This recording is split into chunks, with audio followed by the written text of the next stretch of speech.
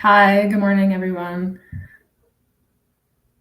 My name is Navalin Platero. I am with the Department of Justice. I am an attorney in the Human Services and Government Unit, and I will be moderating today's Lunch and Learn with the President's Office on the Facebook Live. I have the opportunity of working directly with the interns that you will be seeing today and chatting with. We will be discussing law school and and various techniques that the law students or interns have used that have given them success in terms of their personal life, their academic life, and their career.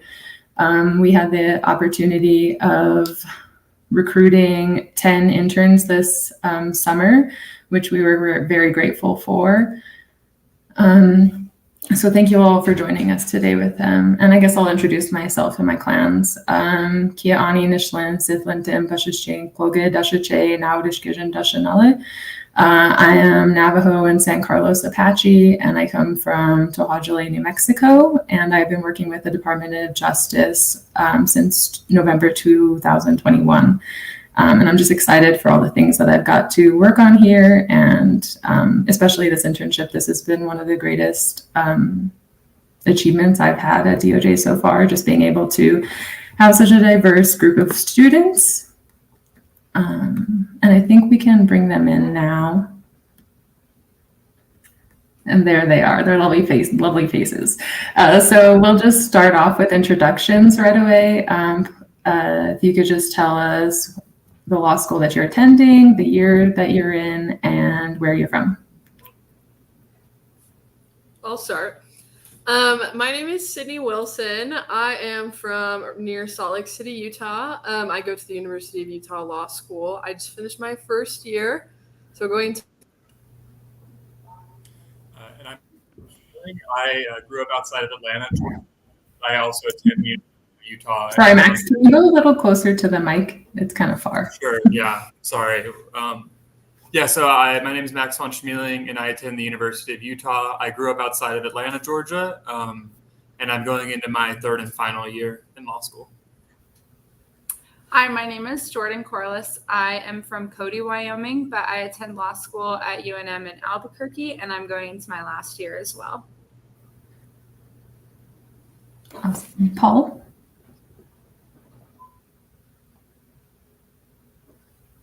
Oh, I think your audio is off, Paul, or your mic.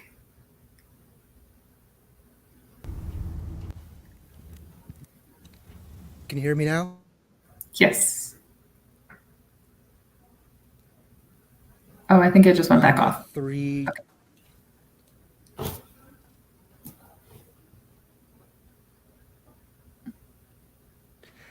My name is Paul Littlebear. I am a 3 at Washburn University School of Law. I am from originally Tulsa, Oklahoma. I'm part of the absentee Shawnee tribe. Awesome. Thank you for that. So I'm sure all of you are well aware, as at least the interns are, that law school is very intense and it's very demanding. There's rigorous coursework. It's very competitive in certain instances. And there's always a constant balance that students need to find between academics and internships and personal lives and possibly jobs on the side, as law school is very expensive. But I just wanted to get a little feel for how you have all managed to handle your academics. If you could provide a little bit of study tips, I guess that in terms of what you found most effective for your law school classes, and maybe organization in terms of your notes or materials or your time.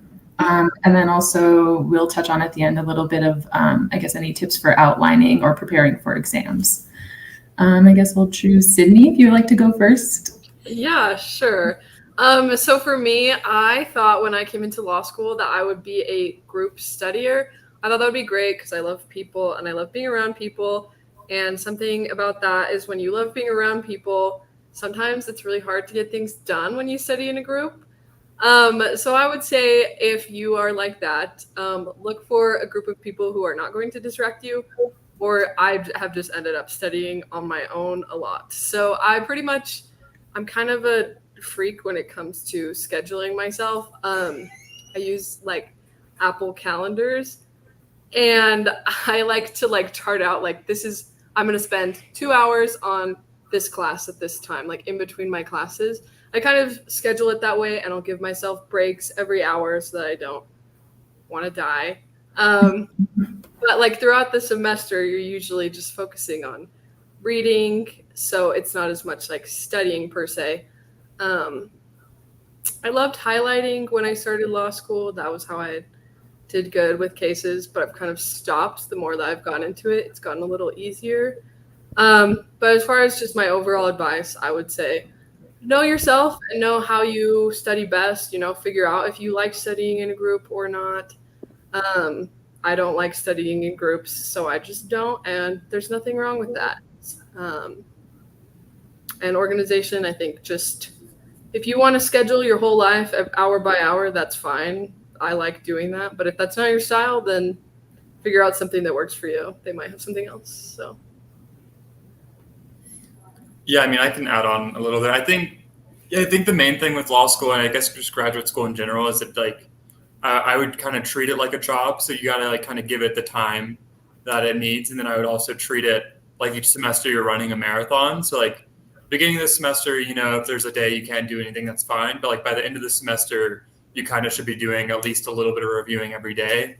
And I kind of also echo that like group studying can be really helpful, but it also can be a little distracting. I know me and my friends, we found a pretty good balance of like we all go off on our own when it comes like closer to like finals, and like we study and review everything, and then we all come back together closer to the final and just talk through things. And as we talk through things, it's really helpful to kind of get out like little misunderstandings and kind of see what other people remember, like the small things, and it helps build like a more holistic understanding. So I think I have pretty similar things to say. I really value my time outside of law school, and so I was pretty intentional about treating school like a 9 to 5. So I worked, like I went to school and I would spend like all of my time from like 9 to about 5 when I left, taking classes or studying and trying to get everything done so that my evenings were my own. And I think like having that pretty like intentional time put away for studying also just keeps you being like a person within law school too, so that you have time to do other things.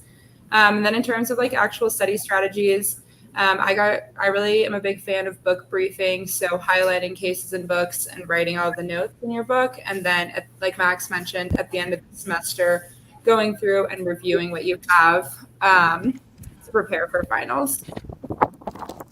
So, sorry, I'll let Paul go. I have more to say, but I'll let Paul go first. Paul?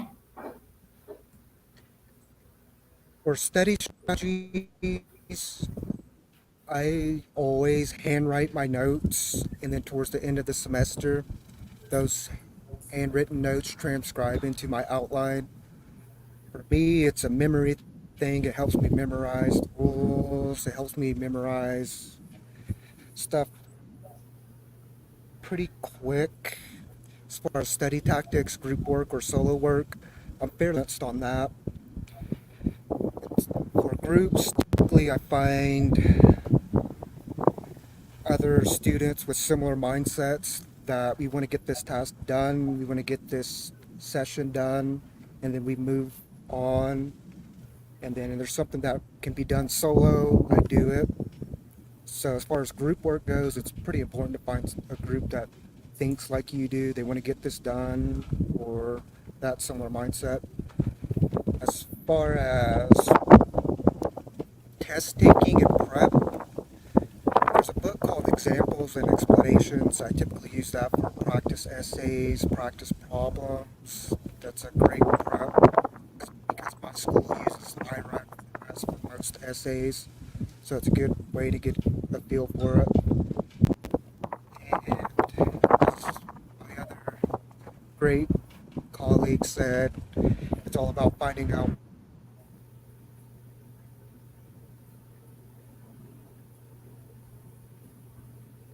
I believe there's a little bit of connection issues with Paul's internet. Yeah. No, I had a couple more things to say. I was just like, as everyone was talking, I got more ideas. I was just thinking about like how I kind of change how I study throughout the semester. So when it's the beginning of the semester, I'll do all my reading, obviously. I'll mark up my cases in my book, and I take really good notes during class. I love the app OneNote. It's my favorite. I have like so many notebooks and whatever. It's my favorite, but everyone has their own preference. I don't like handwriting notes. I'm really slow, so I don't do that. But some people do. But as the semester goes on, usually around like the time of like fall or spring break, I like to start outlining and just getting caught up. And then as the semester goes on, I'll kind of stay updated on that. Like I'll update it on weekends or even during class sometimes. And I'll start doing like practice problems on, I love Quimby. That's good for basic stuff. And then once it gets to finals, my outline is pretty much done because I've been updating it, and I just start going over that and doing practice essays, and yeah. Oh, I definitely understand that. The outlining part is the part that I did not enjoy. Can you all speak to a little bit about, I guess, when you first started law school and your study habits and maybe how they've changed as you've gone through your first year or the few years that you've been in law school? I can start.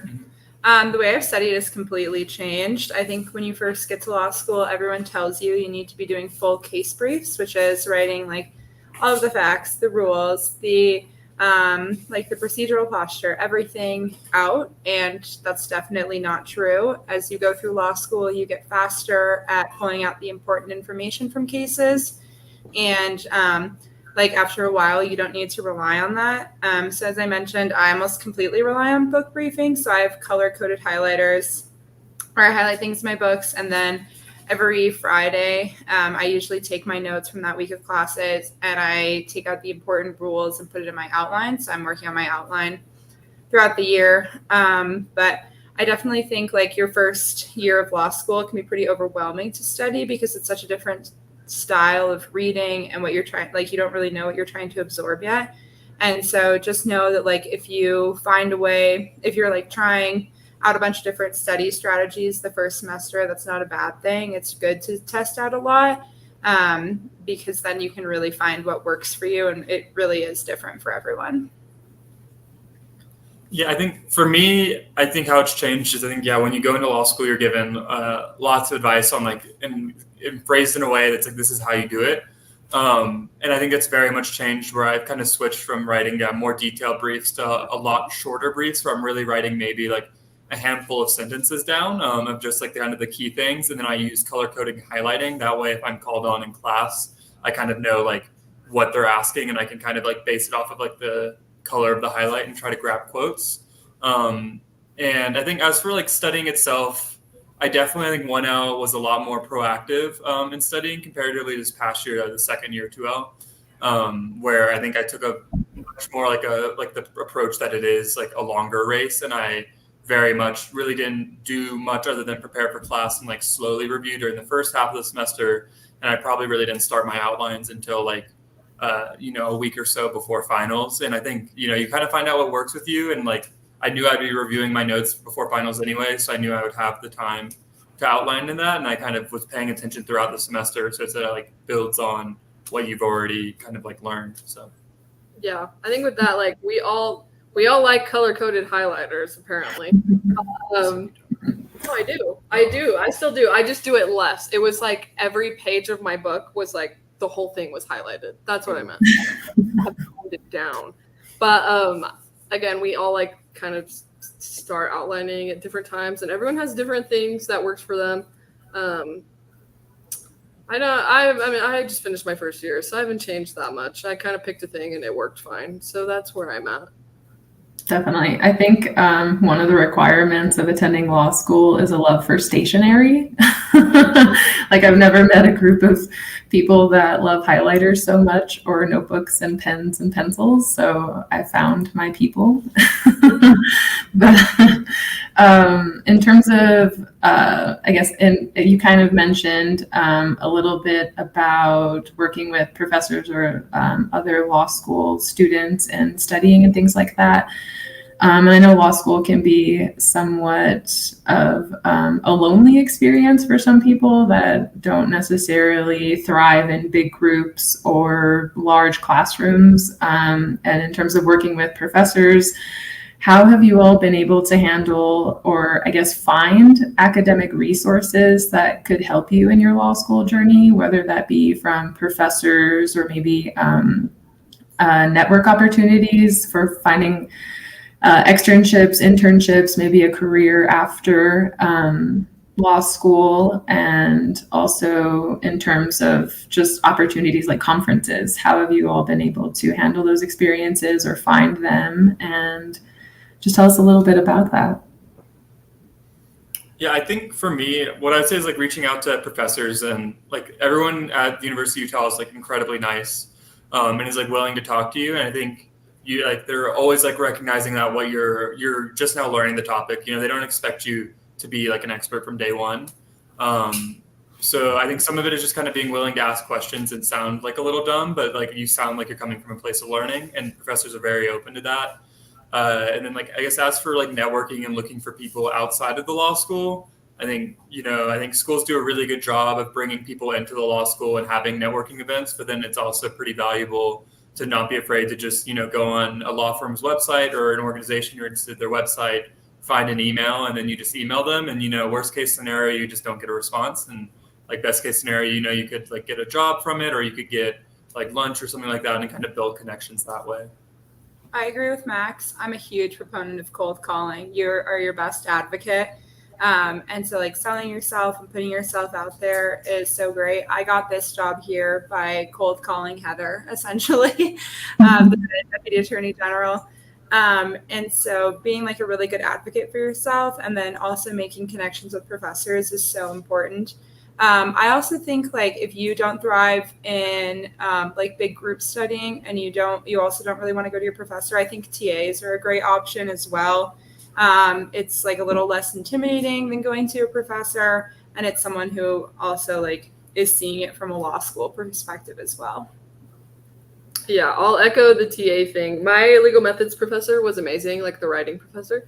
But I also was sort of terrified sometimes to talk to her, and my methods TA became my best friend. We talked all the time. She was so helpful. As far as like finding opportunities, I think, yeah, like they said, cold calling people. It also is helpful to just like figure out what you want to do, because that's another big part of law school is figuring out where you fit in. I went into law school thinking that I was probably interested in doing water rights stuff, but that's like incredibly niche and like a weird thing to just throw yourself into without like really talking to anyone. So I met with several water lawyers just to see what their life was like and if they enjoyed it. And it really helped me like feel like, yeah, okay, going and spending the summer working for Navajo Nation, working on water rights stuff would be a good use of time. I think that they can help you in not just like finding opportunities, but like helping you know which opportunities you actually want. Definitely. I think a few of the interns have also secured their positions by cold calling. So I'm definitely a believer in advocating for yourself, especially in law school. And in my case, as a person of color, maybe we don't have the like capacity or not the capacity, but the experience in general of being able to go to a law professor that is scary in itself because they've been in the field for so long. It seems like they just have this huge wealth of knowledge. So sometimes it is scary to do that, but I think it's important. And sometimes in law school, depending on the student groups that you're involved in, that is also a way in to be able to speak to professors or career professionals. Can you all speak a little bit about maybe the student groups that you've been a part of and how that's enriched your academic journey or networking opportunities? Yeah. So this past year, I served on the the board for the Natural Resource Law Forum, which at the University of Utah, and they do natural resource and environmental law. And I think it was really helpful because you kind of go through like a few events as like students, but there's a lot of other things through the University of Utah Stegner Center that we would get invited into. And so like through those, there would be lunches after events or like dinners after events and things like that. And that we'd be able to attend, and you kind of would get to meet like new people outside of the law school, typically from like out of state, that are kind of experts in their field, and talk to them a little bit. And it was always like a great opportunity to like learn some and then like meet a new person and build your connections that way. Yeah, I'll go. Okay. Same kind of thing. I, again, was just finishing my first year, so I wasn't like super involved in any organizations, but I also went to a lot of the environmental stuff, and it's really cool getting to meet people who are just so experienced, and like getting to go to symposiums and all that. They just have cool events, and that you get to meet cool people. So, yeah. Like Max, I was the president of the Environmental Law Society at UNM, and we have like a lot of great networking events, which is really awesome. But also something else to keep in mind with those student groups is a lot of them have connections with different areas of the state bar. So you can get connected with attorneys who are like working directly in that area and who are involved with the state bar, which is really great.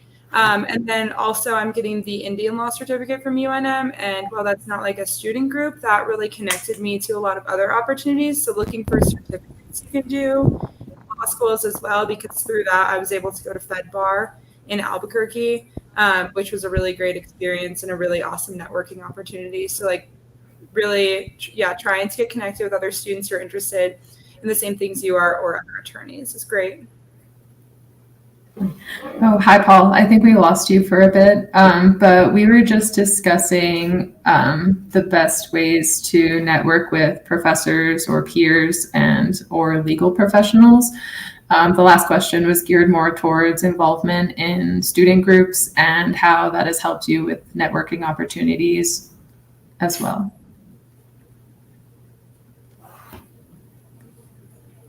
My school, our student orgs, they are assigned an instructor relevant to what this organization does. So for example, I'm the treasurer of the Intellectual Property Law Society. So the professor who oversees it is a professor who has worked in that field.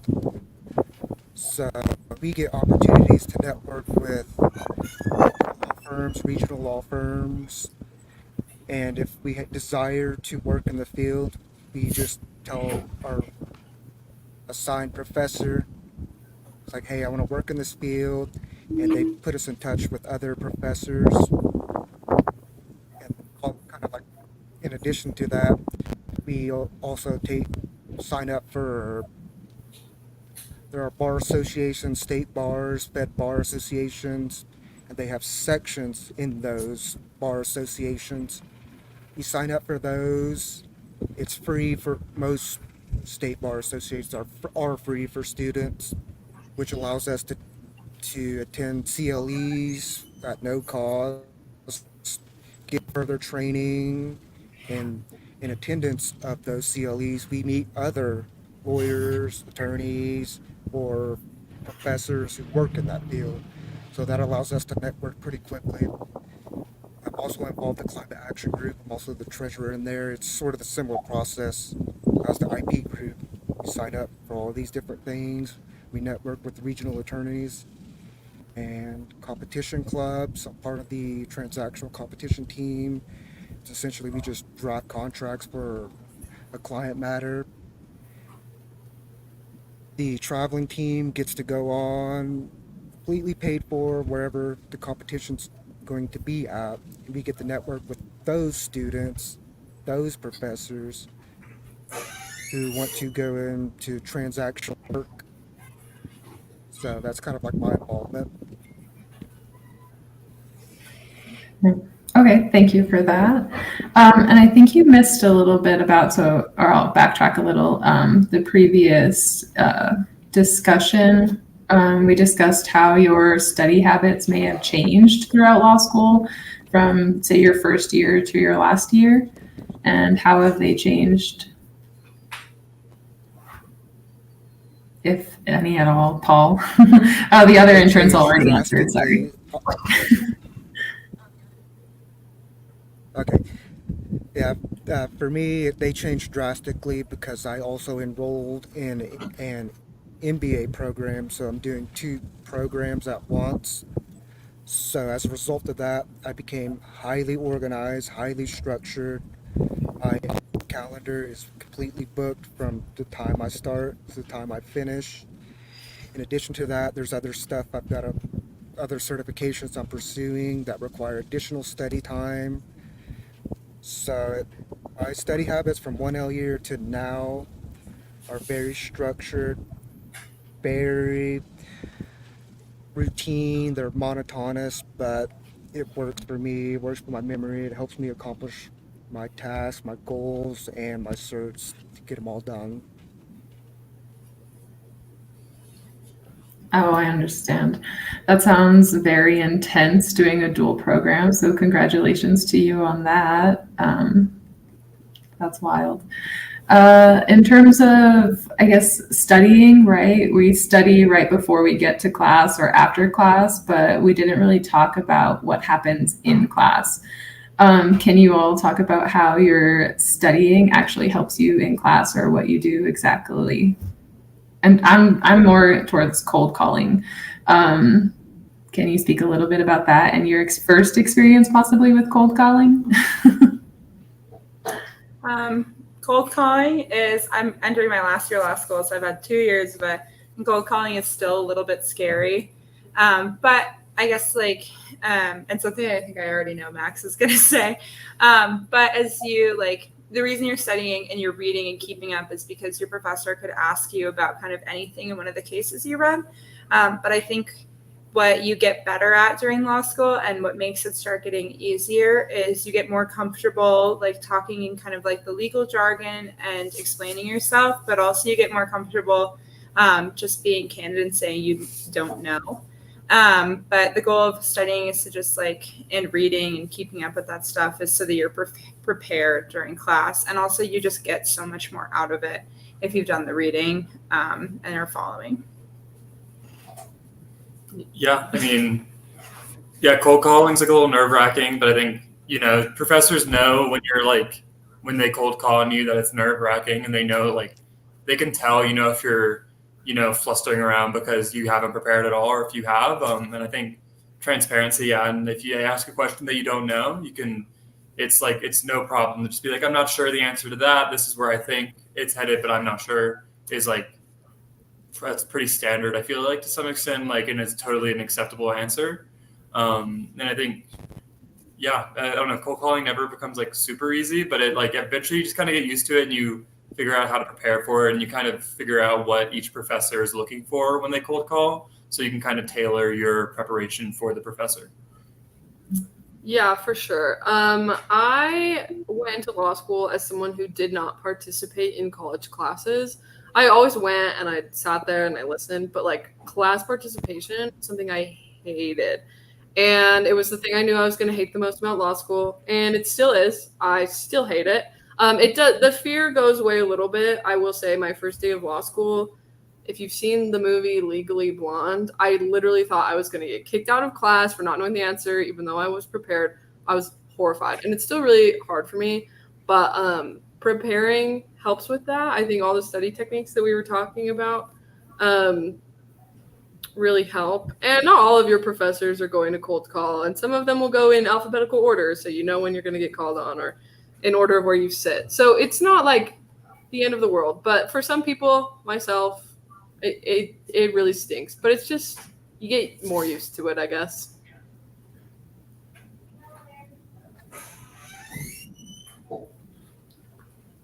Oh, Paul, would you like to answer? So I typically, when it comes to the reading, I go into my study session with the goal of mastering the material that's assigned, and that helps the cold calling a little bit. It helps relieve the anxiety a bit because professor asks questions I'm not totally familiar with.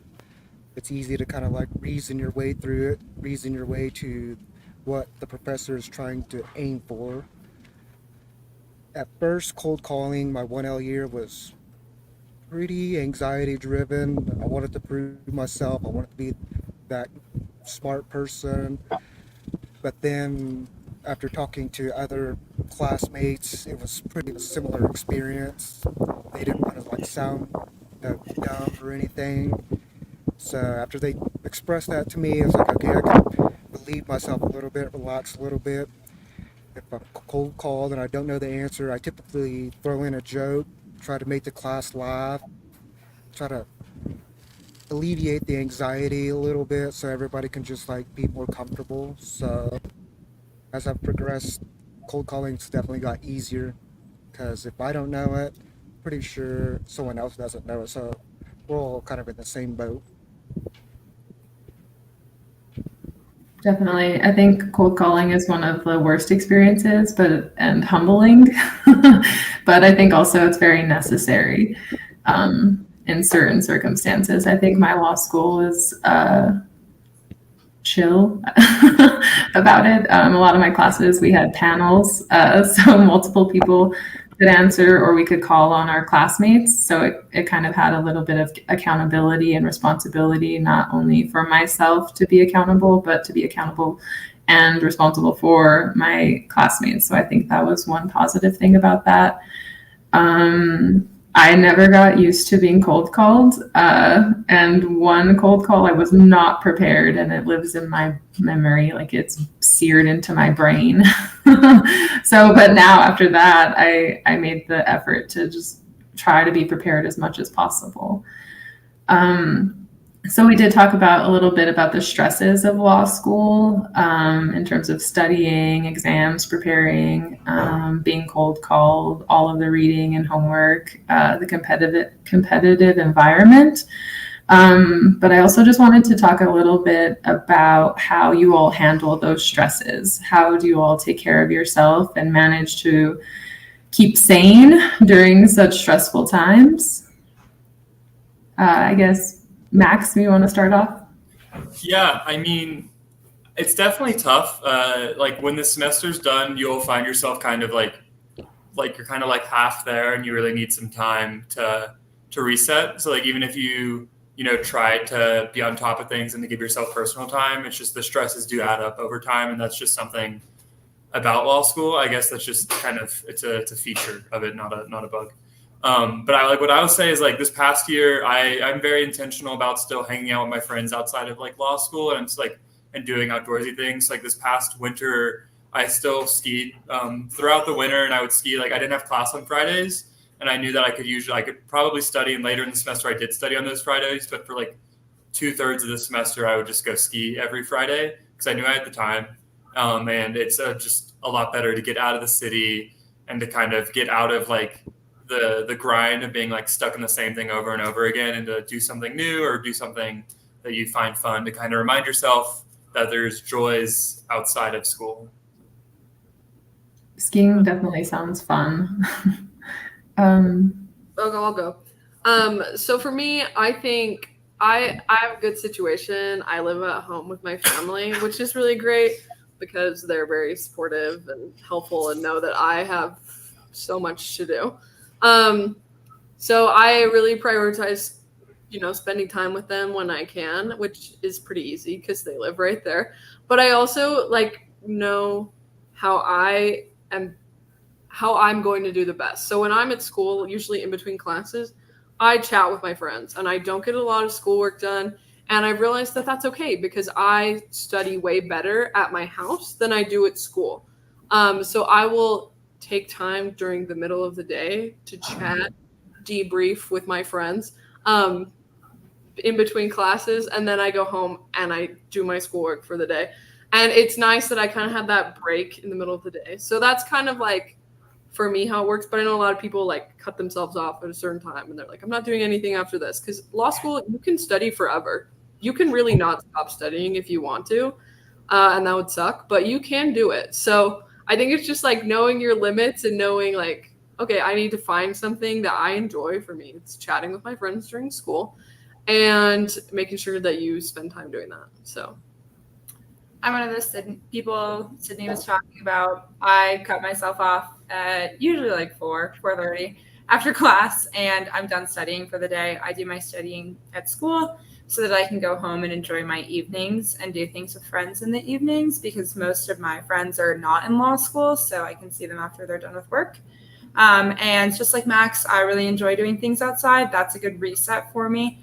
And so I think it is so essential to continue doing the things you did before law school and continue like nurturing the person you were before law school, because it's so easy to lose that. And then I also think like it's really important to take a break from other people who are in law school sometimes, because it can be really overwhelming when that is your whole world to only hear about that. And it really can make you forget that there is like a life outside of it.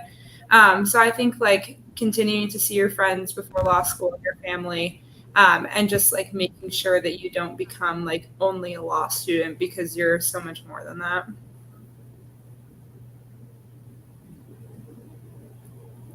So for me, it is the first thing I do is identify the primary stressors. In my 1L year, it was mostly finals time and scheduling. So to alleviate stress for finals time, it was always important for me to stay prepared. Weekly review sessions.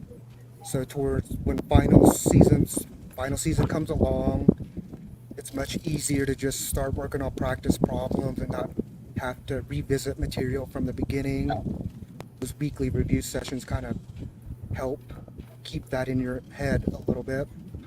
So that takes a huge amount of stress off from final season. The second stressor for me is always organization. So I'm sorry, what did I say in the beginning? I said there were 2 points.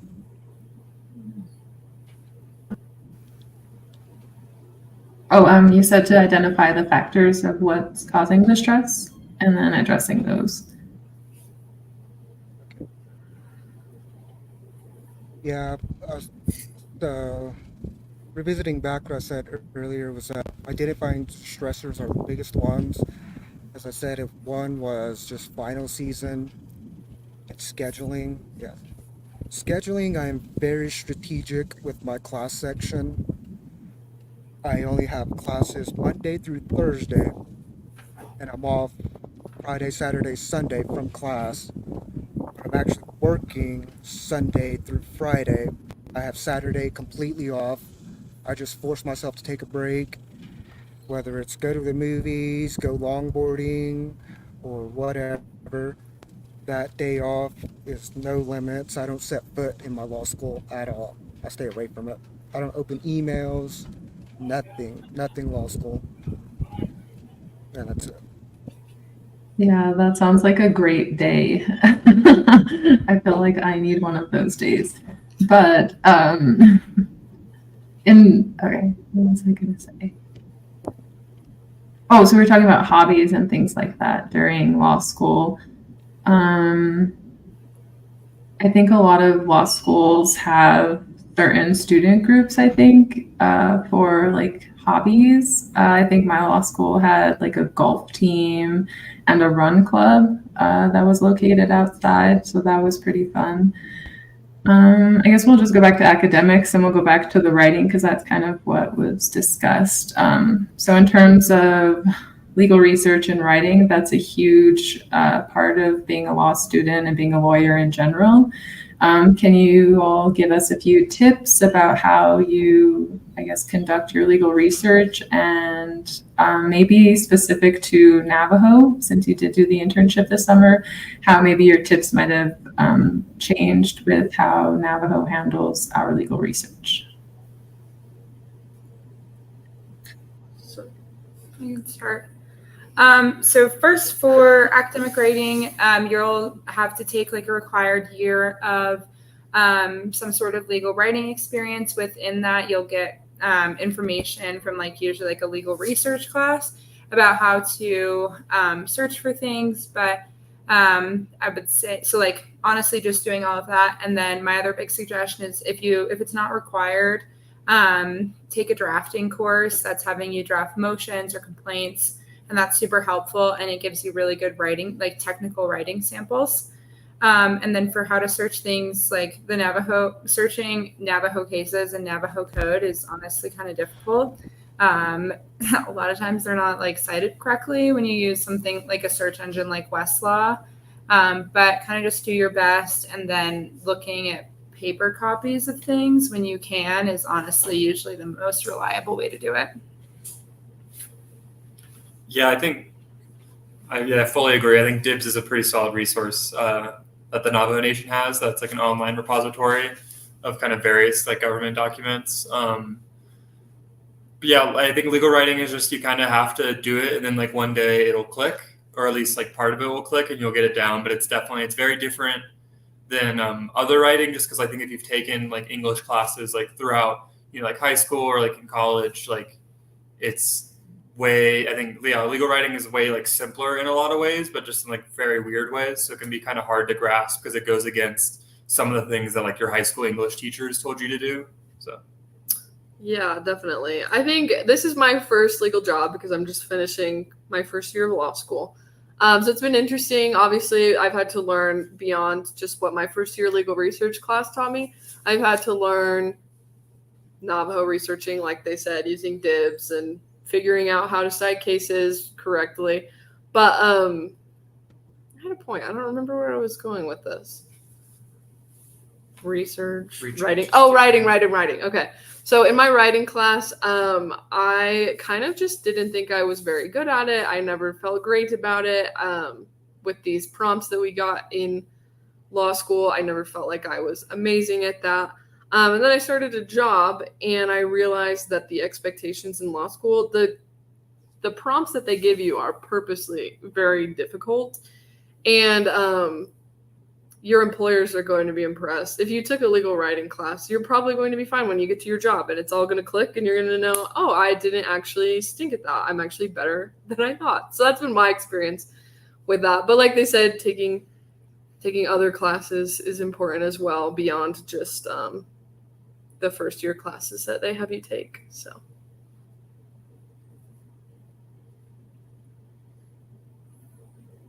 Yes, for me, I think drafting, legal writing, and research is probably like the number one tool you can develop.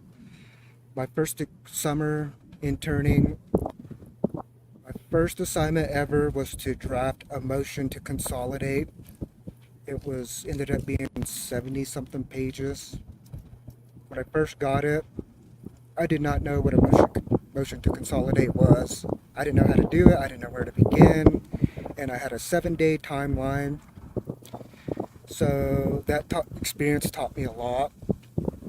So the following elective semester, I enrolled as many research and writing classes as I could, because I quickly found out that the orders that a judge might grant are usually from the party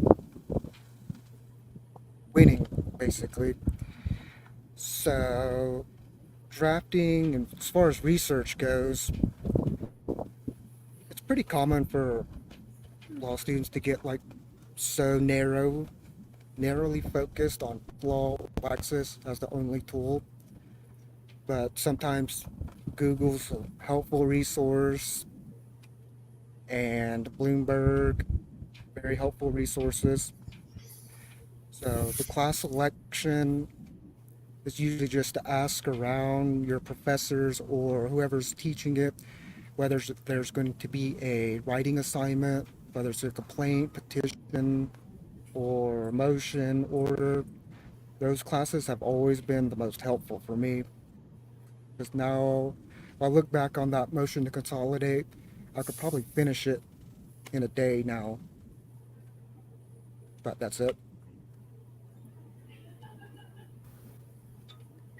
Paul, you kind of spoke a little bit about how you handle or tackle a research issue or writing a document. Sydney, Max, and Jordan, could you kind of talk about how you specifically approach a legal document, or how do you approach the legal writing assignment in your courses? Sure. I really like using Westlaw, legal database. I like using their key site system. It's just really organized. But I also sometimes like to cheat, and we have Lexis AI, and sometimes I'll just throw in the question and see if it points me in a good direction. Sometimes just a good Google to start it off, see if there's anything like obvious that I should know at the beginning before I start getting into the weeds. But those are kind of the main things that I do to start. Mhm. Yeah, I think for me, I primarily have done like environmental natural resource law kind of work and then some immigration work through like last summer. And I think for all of those, I think it starts with the statute. So whenever I get an assignment, I typically am kind of looking to see what is like the applicable statute. And then if there's an example of something that's been done previously, because I think a lot of motions are very similar. You're kind of the law is the same, the statute's the same, you're just applying different facts. So, looking at previous examples of what other attorneys have done is always very, very helpful. I agree with what both Sydney and Max said. Expanding like a little about what Max was just talking about. If you work for a law firm, usually they have a whole a whole folder of all these different types of previous motions or things you could possibly have to draft, and a lot of it is just kind of copying them and filling in your own facts. So like using those resources, also like starting a research project, like starting with like a keyword site on Westlaw, looking at jurisdiction, and then also like if it's something you've never done before, like asking people who are experts in that field or just might know a little bit more than you. I think something that like you learn a lot in law school is that you can really learn a lot from your peers and your colleagues, and that people want to help each other. Definitely. And I think one of the other experiences during law school that some law students have is joining a journal, a law journal. Do you all have any experience with law journals? Or I guess if you don't, is there a reason why you chose not to? I'm on law review. I don't know if anyone else is. Just me? Cool. Well, I haven't been on it for very long because, again, I'm going into my second year, but I've already been working on it. And honestly, it's kind of interesting. You just get really into citations and you get really good at figuring out how to use citations correctly. And it's kind of not the most thrilling work on the planet. You do learn attention to detail. I will say that. Details I never thought I would notice ever. Like, is that period italicized? You can't tell. You just have to check. But it's a line that employers like, and I think that the attention to detail really does pay off in many respects. So yeah, I did not do law review. Some employers very much like, and it just did not align with my, I guess, legal goals. And I think so for me, the time that you have to put in versus the benefit, the ratio was just off, and I decided that I'd rather get practical experience elsewhere. I'm not on a journal. It just wasn't something that interested me. But I think like Max was saying, it's something a lot of law firms can look at as kind of like a box to check. But it's definitely not the only thing that can get you in the door. Having that practical experience, working for judges, clerking, those are also really valuable things. And you can definitely get those skills in other ways. I'm going to piggyback off what Jordan said. I was invited to participate in journal. It just wasn't my interest to do it. I think it is something that firms, the other thing is just a box to check off. Got most of my experience through practical hands-on projects, motions, writing actual real projects. Whereas I do help out with the junior editors with their commentary, citation checks, but other than that, I don't. I'm not on the journal. Yeah, definitely. I think there are I think the famous lawyer saying is, it depends. So depending on what you want to do in the future and the time and effort you're willing to put in, and I guess other circumstances in your life while you're in law school. I myself did not also join journal, mostly because I have a little girl. She was a toddler at the time, and I enjoyed my time with her. Instead of doing that, I do regret it, though, I would say, just because some of my other classmates that did do law journal at UNM School of Law, they seem to have more confidence in their citation skills and writing abilities. So that's something I think is helpful with that. But in terms of just completing or wrapping up the lunch and learn, I just wanted to ask, I guess, one thing. What did you love about this internship, and would you recommend it to others? Don't hold fight to answer. I really enjoyed this internship. I think I live in Albuquerque, so really not that far away. But when I first interviewed, I tried to ask Heather if I could do it remotely, and she was pretty adamant that I should do it in person. And now after being here for the summer, I can really appreciate that. I feel like the small things I've gotten to learn about like living like in the Navajo Nation, and the meetings I've been able to attend, and like the different field trips we've taken have just been so unique and such special experiences. And from like all of the various legal jobs I've had before law school and since being in law school, working for the nation has been really unique and special. And it definitely stands out. Yeah, I think I would agree that I would recommend this job in a heartbeat.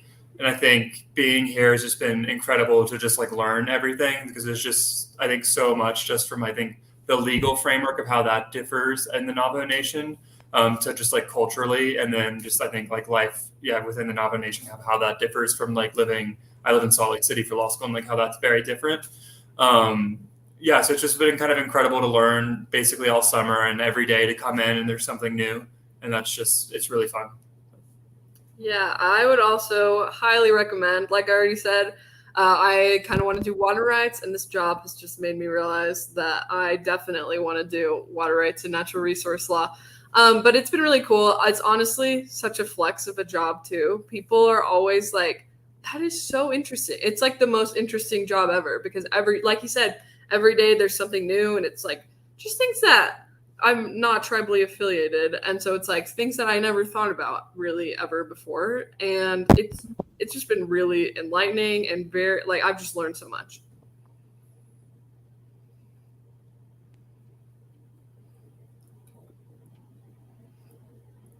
I loved it personally, all around.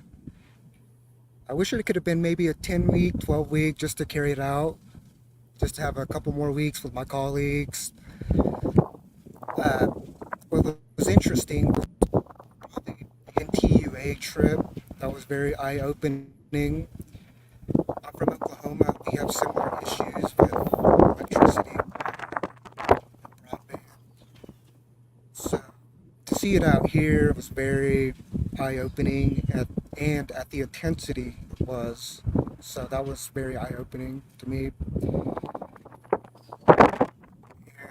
I took a federal Indian law class, so coming out here to research Navajo, to see how Navajo's issues versus what I was taught in federal Indian law, it's more, there's a divergence.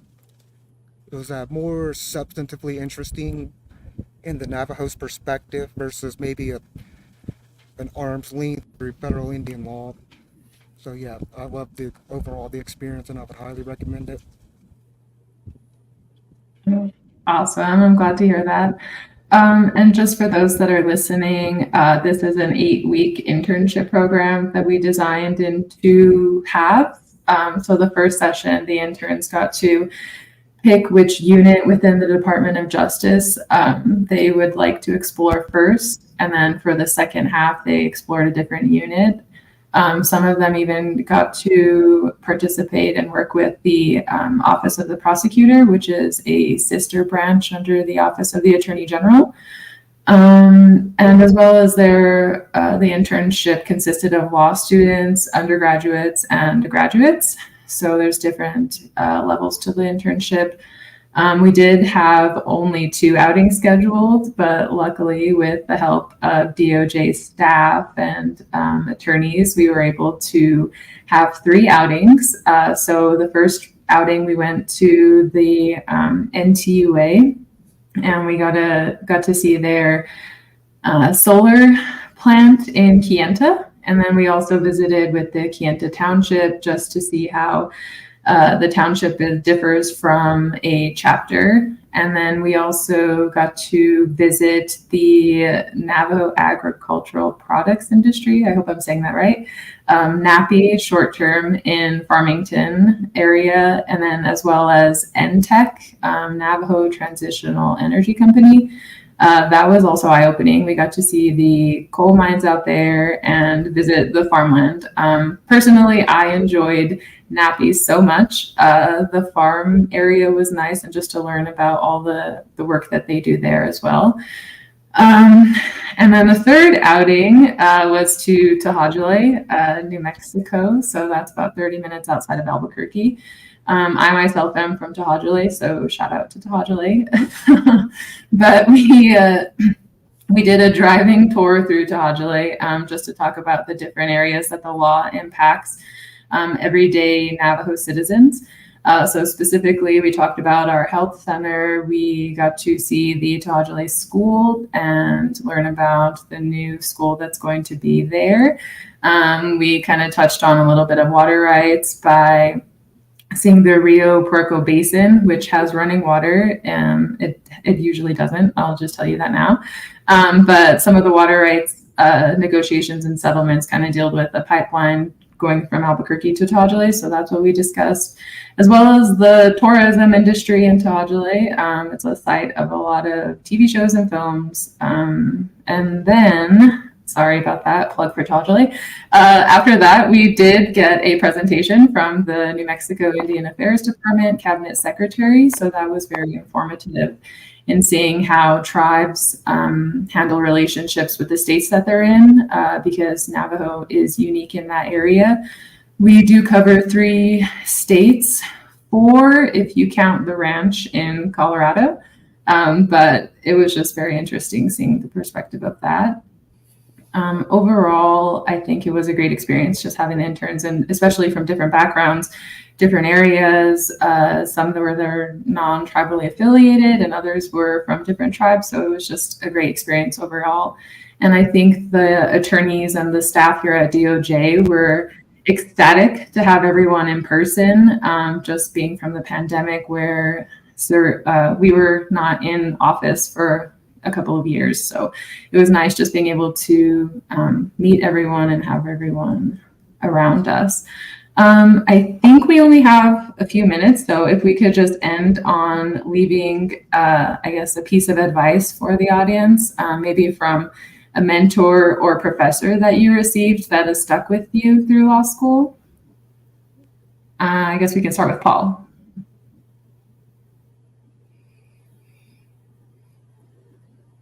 Yes. First thing, I'm going to repeat what Evelyn said. It's advocating for yourself and believing in yourself. Finishing out the law school journey, and just keep reminding yourself that you can do it. Stay positive. Surround yourself with similar, positive-minded colleagues.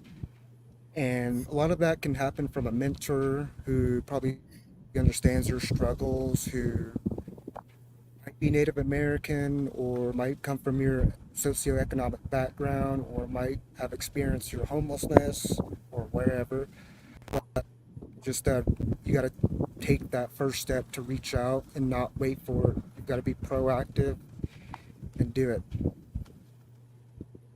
Thank you. I'll start.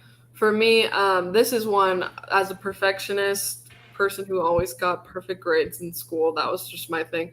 I think it was really hard for me, but I've just realized I'm so much more. The teachers will say this too. You're more than your grades. You're more than how you do on a test. That's not what makes a good lawyer. What makes a good lawyer is someone who's dedicated and is going to put in the time and effort.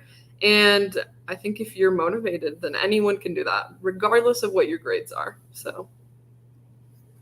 Yeah, I think if you're thinking about going to law school and you're kind of like into that process, I would just say to like, think of like why you want to go to law school and try not to forget that throughout the journey because it is, it's long and it's not the easiest thing in the world. And I think there's a lot of temptation to kind of split off from what you want to do. So just remember kind of why you went to law school and what motivates you and to try to keep that passion throughout it. Mine is very short. You know more than you think you do, and be really confident in that. You've absorbed more of the material than you think you have. And like Sydney said, being a lawyer is a lot more than just getting good grades. So just believe in yourself too. I think that's where it all starts, right? Thank you all for joining us and for providing the discussion. It was very helpful, and I hope that those that see this can see that they too can go to law school. And it's not easy, it's not the best, it's not fun all the time, but it's rewarding in the end, and it's something that I enjoyed. I do want to speak to the Office of Navajo Nation Financial Aid and Services. The Navajo Nation does have a Navajo Law Program fellowship with law schools. So if you are enrolled with Navajo and you have been accepted to a law school, primarily the Arizona State University Law School, the UNM School of Law, or I think it's U of A, University of Arizona, both law schools in Arizona, you can apply for the Navajo Law Fellowship with ONSFA, and they do provide financial assistance where the financial burden will not be primarily on your shoulders squarely. And the nation believes in law students and having lawyers in our community. So thank you so much. And I hope you all have a great day.